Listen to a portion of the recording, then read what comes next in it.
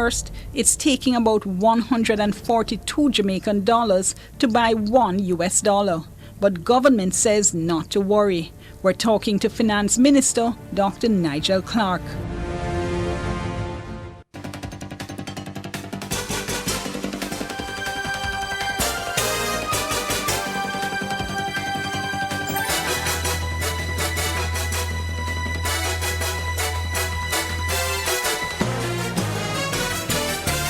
Thank you so much for joining us. And in fact, we do have, as we said, the Finance Minister in studio with us. Thank you so much for coming in to us, Dr. Clark. Appreciate it.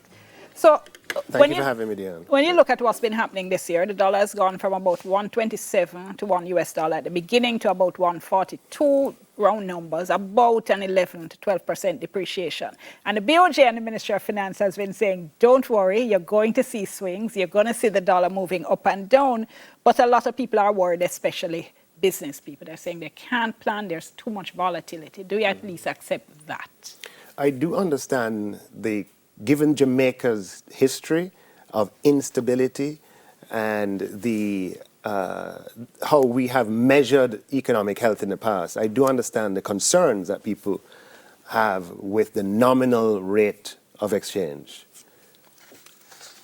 I hear about. Are you hearing me properly? Okay. I am. Yeah, I do understand the concerns that people have with the nominal rate of exchange. However, as we have pointed out before, and we pointed out in advance of these reforms, that a market-determined exchange rate best suits Jamaica's circumstances if we want to remain economically independent, meaning we always have sufficient reserves in the central bank in the event of events beyond our control externally. If we want to remain economically independent, then a market-determined exchange rate that moves with demand and supply is best suited for Jamaica.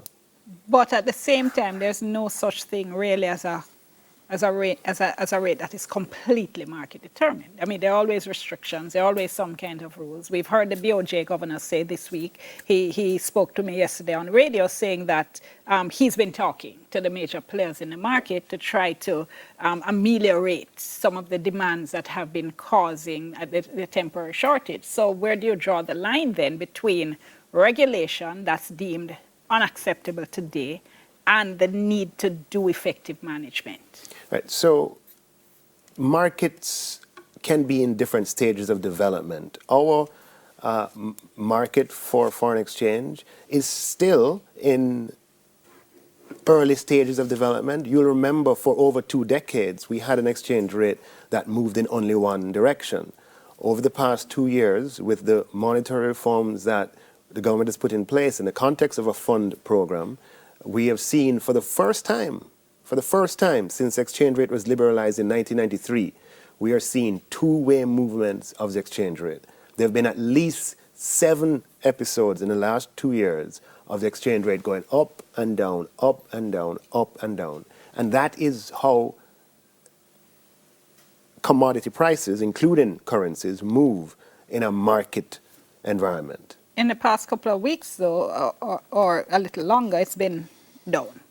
Yeah, so this period of, let's say this 2-year period where we have seen Jamaica move from a almost predictable, constant, one-way directional move in exchange rate to one that characterized by up and down movements, have also seen periods of steady appreciation over 3 weeks and periods of steady depreciation over 3 weeks.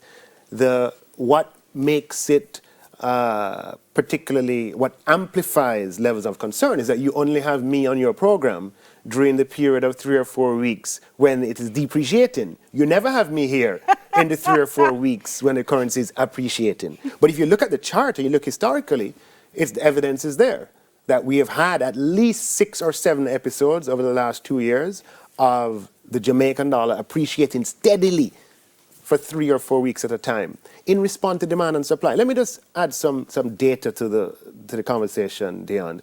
Jamaica trades about $7.5 billion of foreign exchange on an annual basis. $7.5 billion. Okay? On a daily basis, money is changing hands. That represents inflows coming in and that being purchased to meet the demands of outflows. Now, that 7.5 billion does not come in a uniform way. The demand for foreign exchange can be seasonal. It has patterns sometimes. Sometimes it can be predicted. It goes up and down. The supply is also not even. And we will go through periods now and in the future where there are temporary imbalances between demand and supply. And the question is, how should those imbalances be resolved? If we were targeting a particular level of the exchange rate, those imbalances would be resolved by the central bank stepping in and supplying currency to the market. The problem with that approach is that it's very short-term in nature. You can do it and sustain it for a year, probably two, but it inevitably leads to a depletion in reserves and to a loss of economic independence. That has been Jamaica's history for 3 or 4 decades. We have lived in under the tutelage of the IMF for most of our independent history, for mostly one single reason. We have run out of currency in our central bank. But let me tell you something, Deon, with the policies that we have here, the policies are centered on ensuring that we have sufficient reserves in our central bank to keep Jamaica economically independent regardless of the circumstances in the external environment. We have, however, seen interventions over the past 2 days, 30 million US today, 40 million US yesterday. So at the same time, we are seeing, as I said, a managed approach. It's just an extent of how far do you go with that management, what do you do? The opposition, for instance, has been calling for more active management. Okay, so let me add some more data so we can see what is happening. Between March 2013 and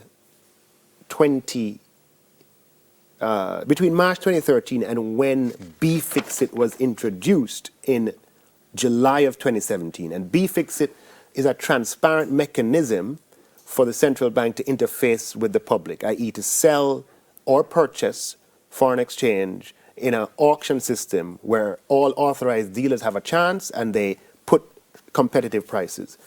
Between March 2013 and July 2017, when B-Fix-It was introduced, the central bank would have intervened to the tune of $2.5 billion US dollars. Since July 2017 and today, which is November 2019, which is just short of 3 years by 5 months or 4 months, so almost comparable periods, but we can make the adjustment, the interventions have totaled approximately $750 million US dollars. $2.5 billion of intervention versus $750 million of intervention over almost comparable periods. So what you're seeing is a central bank leaving activity to the market, and that's the only sustainable way.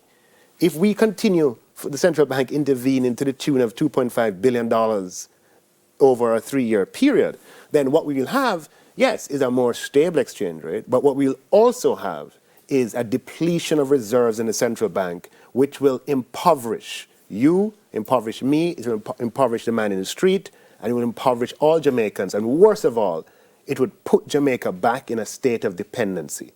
So what we're focused on, Deon, is maintaining economic independence for Jamaica by ensuring that should the external environment deteriorate, we have sufficient reserves. And let me give you sort of 3 examples which which demonstrate the need for reserves. Why do we have $3.6 billion US dollars of reserves in the central bank?